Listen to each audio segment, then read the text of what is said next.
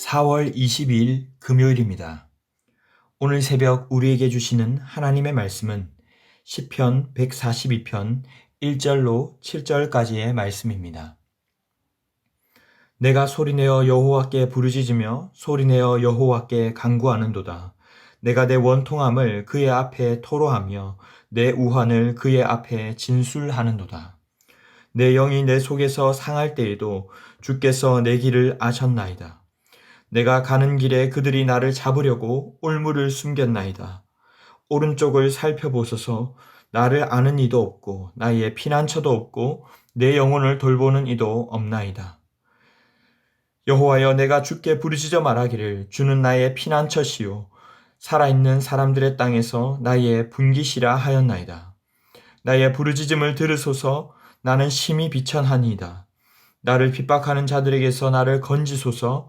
그들은 나보다 강하니이다. 내 영혼을 옥에서 이끌어내사 주의 이름을 감사하게 하소서. 주께서 나에게 갚아주시리니 의인들이 나를 두르리다. 아멘. 시편 142편은 표제가 다윗이 굴에 있을 때에 지은 마스길 곧 기도라고 되어 있지만 원문에는 이 표제가 1절로 나와 있습니다. 학자들은 이 시를 다윗이 사울에게 쫓기다가 굴에 숨었던 두 번, 즉 아둘람 굴이나 엔게디 둘 중 한 곳에서 기록한 것이며 탄식시라고 보고 있습니다. 오늘 142편은 궁지에 몰려 아무것도 보이지 않는 상황에서 한 기도이기에 1절로 3절은 다윗이 간곡히 주님께 부르짖는 내용으로 시작합니다. 누구나가 생사를 다투는 상황에서는 고상하게 기도하기란 어렵습니다. 그래서 1절 짧은 구절에서 그는 두 번이나 소리내어 기도했다고 말합니다. 그리고 부르짖는다, 간절히 구하는도다 이런 표현들을 사용합니다. 이러한 표현들은 그가 한 번이 아니라 계속해서 절규하고 있다는 것을 나타내 주는 것입니다. 2절에도 그는 내 원통함, 우환이라는 표현들을 통해서 내가 원통하다, 억울하다는 것을 계속해서 나타내고 있습니다. 3절에도 내 영이 상할 때 내 속이 매우 상했다라는 것입니다. 그러나 이러한 부분이 단순히 투정이 아님은 그가 이러한 탄식을 주님께 내뱉는 것 또한 그가 하나님을 신뢰하고 있다는 뜻이기 때문입니다. 그래서 그는 내 영이 상할 때에도 주께서 내 길을 아셨나이다 라고 고백하고 나서 3절 후반부에서 5절까지에는 그가 아무에게도 피할 곳이 없고 돌봐주는 이도 없다라고 말합니다.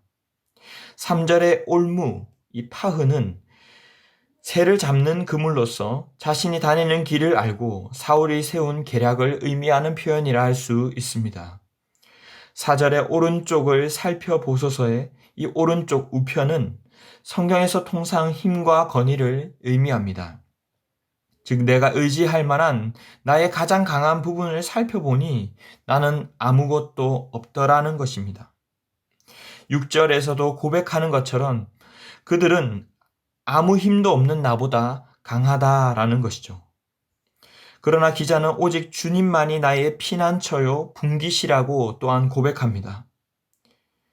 우리가 6절을 함께 읽어보면 나의 부르짖음을 들으소서. 나는 심히 비천하니이다. 나를 핍박하는 자들에게서 나를 건지소서. 그들은 나보다 강하니이다 라고 고백합니다. 나는 비천한 존재니 즉 낮아지고 낮아져서 더 이상 내려갈 곳도 없는 인생이오니 주님이 나의 부르짖음을 들어달라고 핍박하는 자들에게서 나를 건져달라고 간절히 구하고 있는 것입니다. 7절에 나를 이끌어내어 달라고 구하는 이 감옥은 마치 굴에 갇혀서 나갈 수도 없고 이쪽 저쪽으로도 옴짝달싹 할 수 없는 자신의 처지를 의미하고 있습니다. 그러나 그는 고난의 상황에 갇히지 않고 그 너머를 바라보며 고백합니다. 주께서 나에게 갚아주실 것이다. 의인들이 나를 두를 것이다. 마치 로마서 8장 18절에서 현재의 고난은 장차 나타날 영광과 좋게 비교할 수 없도다 하는 바울의 고백처럼 믿음으로 고백하며 기자는 시를 마무리합니다. 오늘 우리에게 이 말씀을 주시는 것이 우리에게 어떤 의미가 있습니까?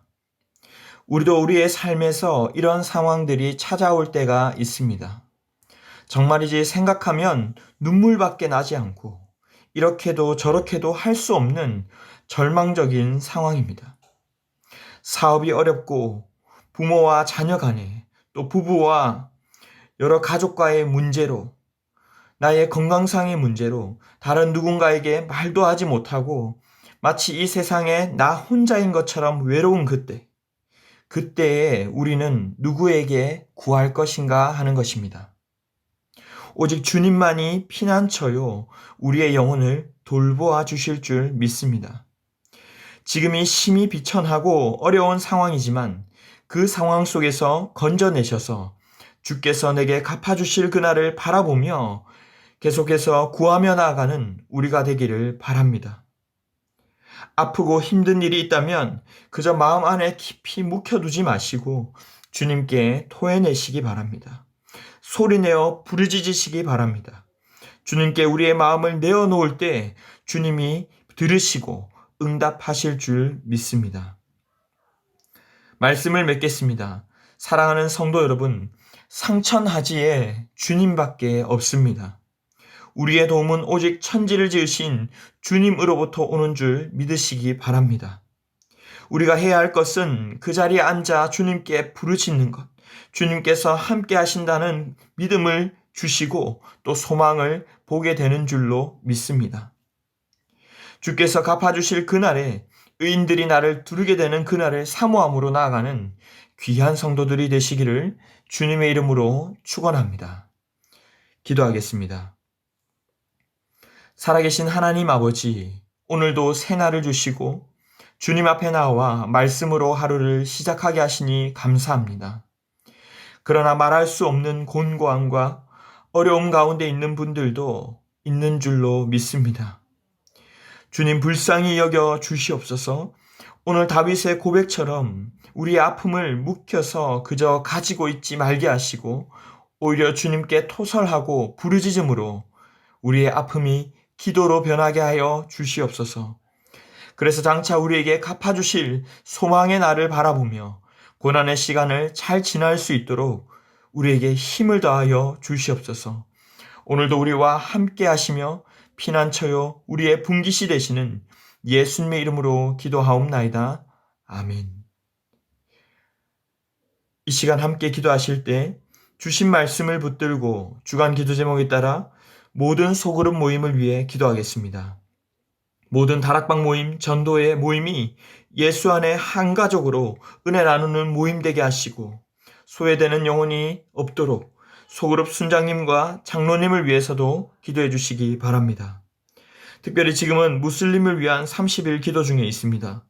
오늘은 22일차 모잠비크 북부를 위해서 기도하는 날입니다. 알샤바브의 공격으로 인해 공포 가운데 있는 아이들과 난민 가족들을 위해서 정치적 동기에 의한 극단주의자들이 회개하고 기독교인들이 빛의 역할을 감당하도록 또 위험으로부터 보호받을 수 있도록 기도해 주시기 바랍니다. 또한 우크라이나 러시아 종전과 평화를 위하여서 코로나 종식을 위해서도 합심 제목과 개인적인 기도 제목으로 기도하도록 하겠습니다. 함께 기도하겠습니다.